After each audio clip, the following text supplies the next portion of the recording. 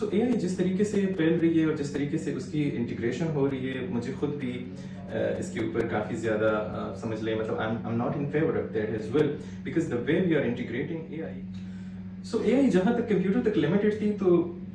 हमारे job stack पे थे या हमारी लाइवलीहुड स्टैक पे थी, but the way people have started integrated it in a very unregulated environment in different things, जैसे टेस्ला ने, एलन मस्क ने अभी अपने रोबोट्स लॉन्च कर लिए, तो अगर हम इसको रोबोटिक हद तक लेके जा रहे हैं और वो भी कोई रेगुलेटरी फ्रेमवर्क अभी नहीं बना है, ग्लोबली जितनी भी कंट्रीज है, गवर्नमेंट से उसको इन चीज़ों का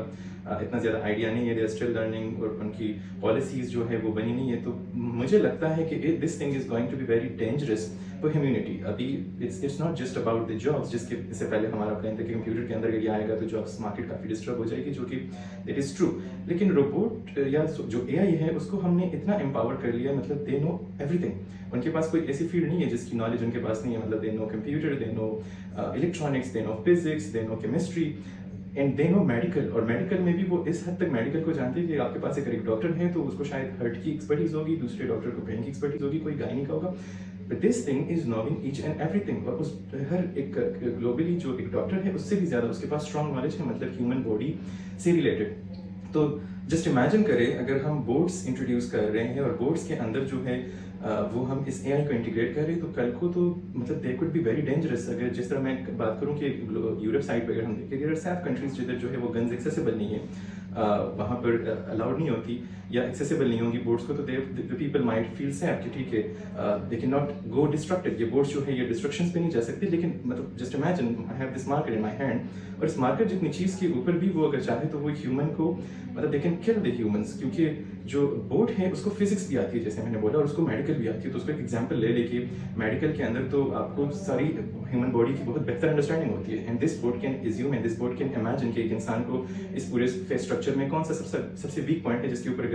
इतना प्रेशर पुट ऑन करूँ मैं तो उतने प्रेशर से उसकी डेथ हो सकती है। और फिर ये जो मार्कर है तो उसको फिजिक्स भी आती है, तो उसको ये भी पता है कि इस मार्कर का इतना मतलब इसकी इतनी वेट है, इतना मास है, और इस मास के ऊपर मैं इतनी वेलोसिटी पुट करूंगा तो उससे इतना प्रेशर जाके बिल्ड होगा और इतने प्रेशर के साथ उस जगह पे लगेगा। फिर अगर वो आपसे दूर भी है तो अगेन उसको फिजिक्स इतनी जबरदस्त आती है कि वो इतने स्ट्रॉन्ग प्रेडिक्शंस कर सकते हैं, बिकॉज रोबोट्स तो सारे मोटर्स, एक्चुएटर्स, सेंसर्स के ऊपर बेस करते हैं। हमारे ह्यूमंस जो है, सो एक ह्यूमन को एक ट्रिजेक्टरी बनाने के लिए he needs a lot of tools. मतलब हम अपनी नैकेड आइज के थ्रू ट्रिजेक्टरी नहीं बना सकते, हम उस तरीके से ह्यूमंस इतने स्ट्रॉन्ग या एक्यूरेट प्रेडिक्शंस नहीं कर सकते। बट जैसे मैंने बोला रोबोटिक्स के अंदर तो रोबोट्स जो जितने भी उनके अंदर सेंसर्स हैं, they can predict very well, और वो तो उनका जो विजन है, जो एआई विजन है, उस एआई विजन के ऊपर ही वो इतनी स्ट्रॉन्ग ट्रिजेक्टरीज बनाएंगे कि वो आपसे अगर सपोज 4-5 मीटर या 10 मीटर या इवन 100 मीटर दूर भी है, and if they throw this small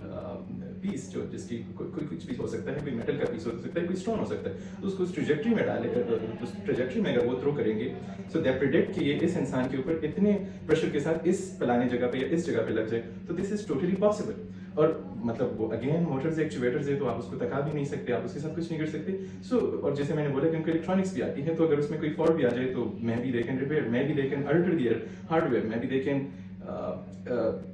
catch another robot and alter that. अगर खुद को नहीं अल्टर करता तो दूसरे रोबोट को अल्टर करेगा, बिकॉज ही नो कि इसके अंदर क्या चल रहा है, ये वायरिंग कैसे हुई है, ये कौन से मोटर कौन सी वायर जा रही है, बैटरी का क्या स्टेटस है, चार्ज भी वो अपने आप को खुद कर पाएंगे। उसको ये भी पता है कि ये जो सॉकेट्स हैं इसमें एसी पावर आता है और इतनी एसी पावर मुझे चाहिए होता है। So many things, so many possibilities, so it's going to be very dangerous. मतलब मुझे लगता है कि ग्लोबल गवर्नमेंट्स को जो है चाहिए कि इस पे रेगुलेशंस एनफोर्स करें, unless there are some sort of policies और इन चीज़ों के प्रिवेंटिव मेजर्स हमने जब तक नहीं लिए होते तो इसको रोबोटिक्स तक में हाथ से नहीं जाना चाहिए। Thank you.